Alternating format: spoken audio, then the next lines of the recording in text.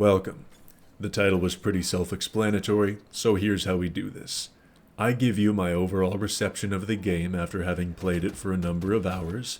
You take that with a grain of salt, as this is only a beta test, but is still a reliable precursor. I address some hot topics that the game's community is talking about. This usually includes concerns or controversy, and if there's any time left, I'll throw in general gameplay.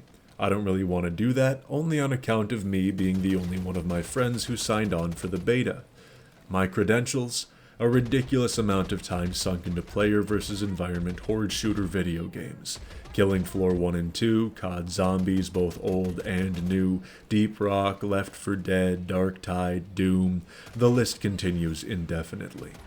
First, everyone's biggest question: how does the gameplay stack up? Not just compared to recent releases, but its former iterations. There's going to be a lot to talk about here. Some of it's going to be good, some of it's going to be bad.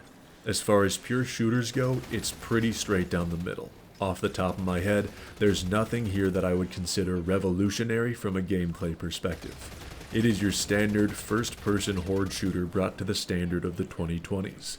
It is remarkably similar to Dark Tide in regard to movement and general mechanics. If I'm being honest, it's like Marvel Rivals to Overwatch levels of similar. If you don't like Dark Tide, I can say without a doubt that you will not enjoy this. It definitely leans more into gunplay, but you get the idea. The other side of that being, if you enjoy Dark Tide, this will be familiar but fresh. Just so you know, this next clip is going to be at 800% speed, and it only captures about half of the full event. That is, until you get to the bosses. Some are fine, the Rhino is good, the rest of them can suck a hobo's butthole. Particularly this flaccid, uncircumcised, bitch-made teleporting centipede. I have to time-lapse this footage because it took so unbearably long. You can't have a boss that does this, even as the result of a bug. The bosses are not only a staple of your game, you need to kill the goddamn thing to win the game. So you're never going to get into a match without one, and fighting bosses is just a chip damage simulator right now. It's not fun. I usually use the term unreasonably fuck-ass mad in reference to my feelings. Today, it's completely reasonably fuck-ass mad. The game plays wonderfully all the way up to the boss fights, and that's just not good enough. It's like knowing somebody who bakes amazing cookies, but they also fuck hamsters to death. The first half of hanging out with that person sounds fantastic, but the last half makes you want to pray to whatever god is listening to get you the fuck away from them. And in here, that god is called closing the application in disgust, the one thing you don't want for your game. They have also made a leveling system which is as confusing as finding an albino in a snowstorm, but I've actually got a solution on this one. The system is convoluted as all hell, but it goes as follows. You level up your character and weapons by using them, pretty standard so far. As you make your way through matches, you will be gaining various scraps. These scraps will be used to craft weapon attachments. You can then slap those attachments onto a gun loadout to access in-game. How is this complicated? Because the attachments are the furthest thing from consistent. Each attachment has a bonus ability, so you're basically playing the Price is Right if you want something specific. You are also not provided a list of the possible bonuses, and parts are valuable, so good luck with that. Once you understand it, things get easier, but it very much is trial by fire in figuring it out. Now to the community portion. I have seen many concerns voiced regarding whether this feels like old Killing Floor or not story-wise. People commented that it's too polished, or at the least it's not gritty enough. I'll summarize the story of Killing Floor for you. Horzine Corp is making cyborg zombies. There's an outbreak, humanity is on the back foot. So you're in the midst of a shitstorm fighting tooth and nail to survive.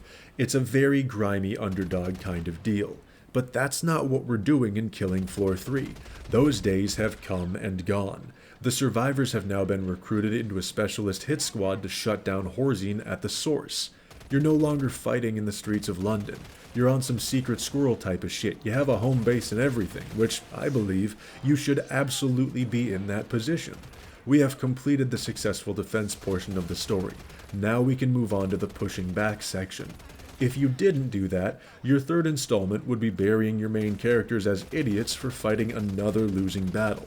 So yes, the story has changed, but I like to think the better term for that has been the story has progressed. Now I do have a slight concern with matchmaking time always being a minute or so, but this is also a closed beta, so having said that, I'm gonna write it off as circumstance and hope it gets better. I also want to say something about graphics that some people have challenges with.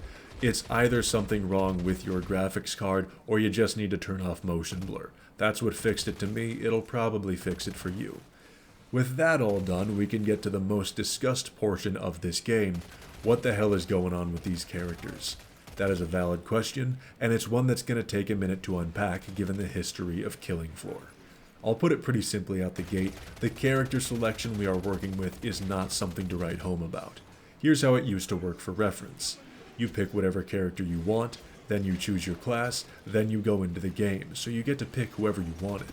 Now the class is tied to one of 6 characters. You can still choose whatever weapon you would like, even if it's not your class, but I don't love the initial removal of that freedom. Do whatever the fuck you want used to be the Killing Floor way of life.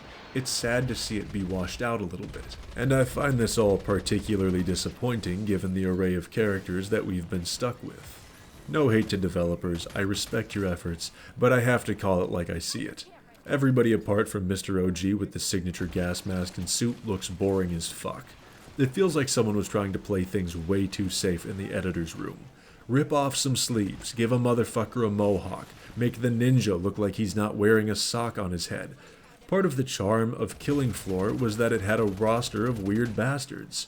For fuck's sake, we literally had Santa in Killing Floor 2. You have a firefighter, a doctor, a ninja, and an engineer. I get that, you needed to fill out boxes. But it also meant you had a pyromaniac, a mad scientist, a ninja that doesn't look like a fucking dork, and a cyborg. This is one of those situations where taking a risk would have benefited you far more than not. Who knows? Maybe some of the cosmetics actually look good. Maybe it's a way to sell some of them over time. I really don't know. Now this next part may surprise you, but I do think there's a notable benefit in removing some degree of specialization found in the form of weaponry. This makes it easier to cross-pollinate firearms across different classes. The case used to be certain weapons could be shared across classes, but they weren't really meant to be used by everyone. It was pretty viable for 1, maybe 2 at most. With the despecialization of weapons that we now have, it's a lot easier to mix and match. Although I'm sad that we are bereft of the wide class array that we once had, it's not all doom and gloom. It's not all doom and gloom. With some extra classes removed, more focus was put into the ones that we currently have. This means much more expanded skill trees. Is it perfect? Fuck no. You worked on this for 10 damn years. I'm a little disappointed that we lost content along the way. But I suppose I can live with it having been reallocated other places because it still feels like a quality game. So, what's the final verdict at first glance? To me, I think it's pretty good. For the kind of people who like this kind of thing, this is the kind of thing you kind of people like.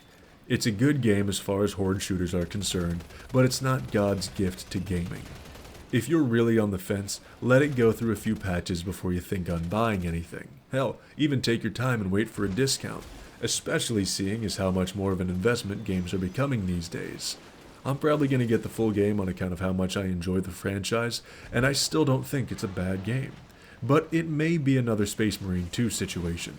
You pick it up, soak up what enjoyment 100 or so hours gets you, and then you move on to the next one. Who knows though? Maybe they end up surprising me in the long run. I hope they do. One final note, don't buy into overhyped hate trains. People are going to shit on this game because it's not a carbon copy of the one they have tied up with nostalgia. You have to make your own opinions on the evidence as a whole. Most people will only highlight the bad because it gets them more views when you're yelling at something. The truth is, every game is a lot more enjoyable when you're not listening to somebody bitch about how bad they think it is in the background. Who knew? Anyway, I'll be here with Steel Hunters tomorrow. Gaming Discord is linked in the description. Have a good one.